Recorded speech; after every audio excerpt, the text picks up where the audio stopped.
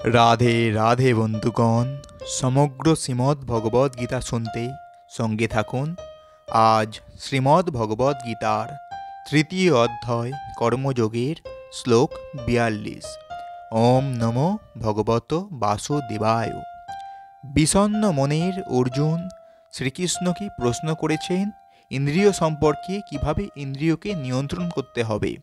তারই প্রশ্নের উত্তরে ভগবান শ্রীকৃষ্ণ এখানে বর্ণনা করছেন, ইন্দ্রিয়াণি পরান্ন হুরি ইন্দ্রেভ্য পরং মনসন্ত পরা বুদ্ধিজ্য বুদ্ধে পরতস্ত স। অর্থাৎ স্থূল জড় পদার্থ থেকে ইন্দ্রিয়গুলি শ্রেয়, ইন্দ্রিয়গুলি থেকে মন শ্রেয়, মন থেকে বুদ্ধি শ্রেয়, আর তিনি বা আত্মা সেই বুদ্ধি থেকেও শ্রেয়। এর তাৎপর্য, কামের নানাবিধ কার্যকলাপের নির্গম পথ হচ্ছে আমাদের ইন্দ্রিয়গুলি। কামের সঞ্চয় হয় আমাদের দেহে, কিন্তু ইন্দ্রিয়গুলির মাধ্যমে তার বহিঃপ্রকাশ হয়। তাই সামগ্রিকভাবে জড় দেহের থেকে ইন্দ্রিয়গুলি শ্রেয়। আমাদের অন্তরে যখন উচ্চ স্তরের চেতনার বিকাশ হয় অথবা কৃষ্ণ চেতনার বিকাশ হয়, তখন এই সমস্ত নির্গম পথগুলি বন্ধ হয়ে যায়।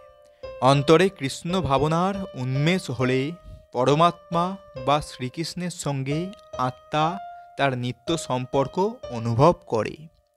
তাই তখন আর তার জড় দেহের অনুভূতি থাকে না। দেহগত কার্যকলাপগুলি হচ্ছে ইন্দ্রিয়ের কার্যকলাপ। তাই ইন্দ্রিয়গুলি নিষ্ক্রিয় হলে দেহ নিষ্ক্রিয় হয়ে যায়, কিন্তু সেই অবস্থায় মন সক্রিয় থাকে। যেমন নিদ্রিত অবস্থায় আমরা স্বপ্ন দেখি, কিন্তু মনেরও ঊর্ধ্বে হচ্ছে বুদ্ধি এবং বুদ্ধিরও ঊর্ধ্বে হচ্ছে আত্মা। তাই আত্মা যখন পরমাত্মার সঙ্গে যুক্ত হয়, তখন বুদ্ধি, মন ও ইন্দ্রিয়গুলি স্বাভাবিকভাবে পরমাত্মার সঙ্গে যুক্ত হয়ে যায়। ঠিক এভাবেই কঠ উপনিষদে বলা হয়েছে, ইন্দ্রিয় থেকে ইন্দ্রিয় উপভোগের সামগ্রীগুলি শ্রেয়, কিন্তু ইন্দ্রিয় উপভোগের সামগ্রীগুলি থেকে মন শ্রেয়। তাই মন যদি সর্বতোভাবে নিরন্তর ভগবানের সেবায় নিয়োজিত থাকে, তখন ইন্দ্রিয়গুলির বিপথগামী হওয়ার আর কোনো সুযোগ থাকে না। এই মানসিক প্রবৃত্তির কথা পূর্বেই ব্যাখ্যা করা হয়েছে। পরং দিষ্ঠা নির্বততে।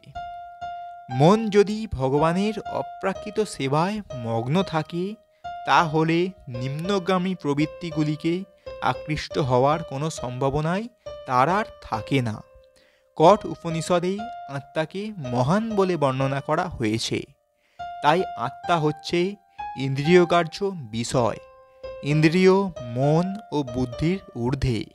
তাই আত্মার স্বরূপ সরাসরি উপলব্ধি করতে পারলে সমস্ত সমস্যার সমাধান হয়ে যায়। বুদ্ধি দিয়ে আত্মার স্বরূপ সম্বন্ধে অবগত হয়ে মনকে কৃষ্ণ চেতনায় নিযুক্ত করাই সকলের কর্তব্য।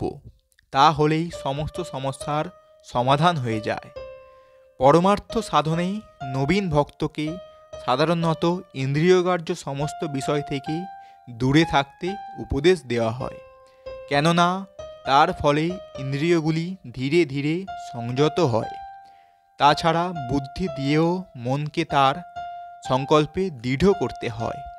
বুদ্ধির দ্বারা যদি আমরা কৃষ্ণ ভাবনার মাধ্যমে ভগবানের চরণ কমলে আত্মনিবেদন করি, তাহলে মন ভগবানের সেবায় নিয়োজিত হয়ে একাগ্র হয়। তখন ইন্দ্রিয়ের প্রলোভনগুলি আর মনকে বিচলিত করতে পারে না।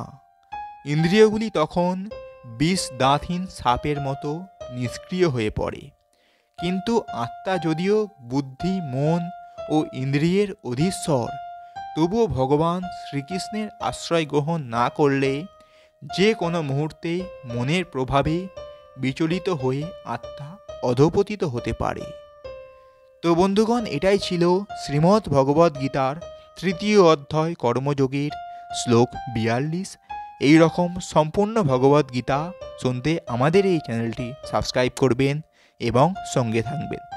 ওম নমো ভগবত বাসুদেবায়। রাধে রাধে।